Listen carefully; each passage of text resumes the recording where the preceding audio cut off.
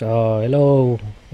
Video natin for this day is how to make uh, transistor relay. So, ito, ang gamit lang niya is papaganahin natin itong relay na ito gamit ang isang transistor na ito. So, kung ang kailangan nyo ay simple circuit about relay and transistor and hindi kayo makagamit na relay module, so sana makatulong itong tutorial na ito para magawa nyo ang inyong mga prototype. Ang gagawin natin una is titingnan natin ang diagram ng ating tutorial. So, you can see here na meron ako ditong breadboard. Ang aking output ay LED. Meron akong 220 ohms na resistor. Meron din akong 10K. Ang transistor ko is NPN. Ang kanyang model number is BC547 at isang diode na 4001.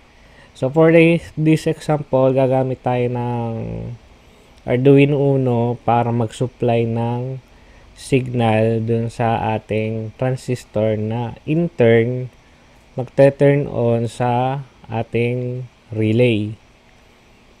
So ang gagamitin lang natin program dito is yung blink na program. So on at off lang siya. So, kung mapapansin nyo, kung meron kayong relay, bare na relay, ito ang top view niya. So, ito ay 5 volts, 0.5 BDC, na siya ay, karaniwan ay 10 amps ang kaya niyang i-hold na current. Pag lumampas ito ng 10 amps, malamang ay masunog na yung contacts ng relay nyo dun sa loob. So, itong bottom view, meron siyang 5 pins. 1, 2, 3, 4, 5. So, itong tatlong ito, itong nasa taas, then dalawa sa baba, ito yung mga contacts. So, itong nasa gitnang ito yung common. At itong nasa left side ay yung normally closed, and nasa right side is the normally open. So, makikita nyo yung sa inyong relay, sa ilalim niya, yung dalawang pins na ito, para siyang may coil. Coil ang kanyang tawag din, symbol.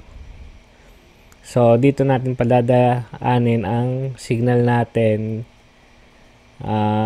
galing sa ating Arduino board. So, ang ginawa ko dito, nilagay ko na yung relay dito.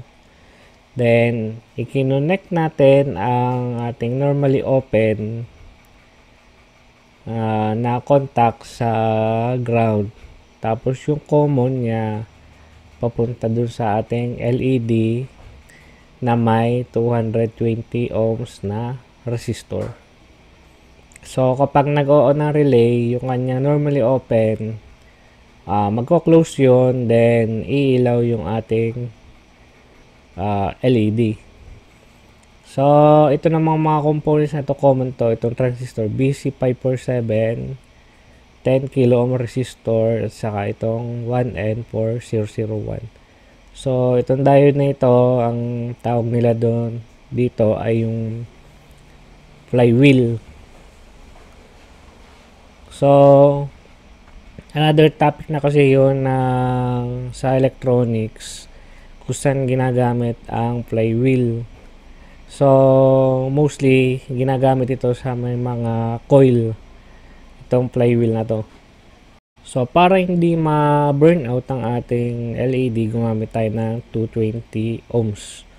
So, kung mapapansin nyo, 220R, yan yung madalas na makita ninyo sa mga shop na available. 10K, mostly common naman silang lahat. So gamit lang tayo ng konting wire at mga connectors.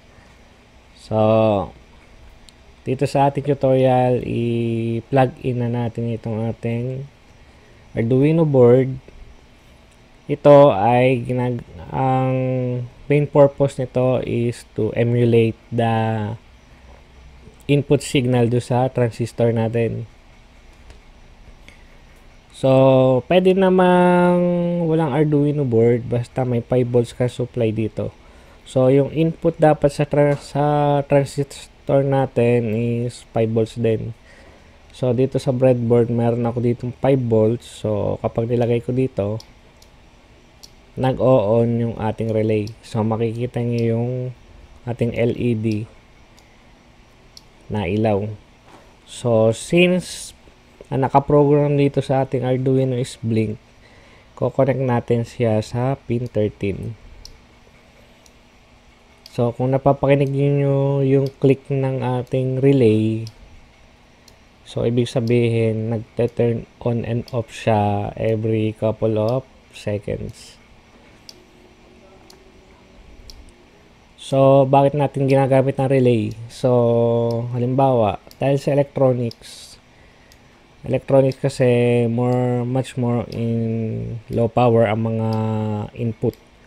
So, to convert this input to a high power, halimbawa, yung 220 volts na AC, kailanganin natin ang mga relay para ma-switch natin yung ating mga 220 volts AC na devices. So, that's it for now. So, I hope na may natutunan kayo sa short tutorial nito. Then, if you like the video, please like and subscribe to our channel for more updates and more video tutorials. So, that's it for now. Bye-bye.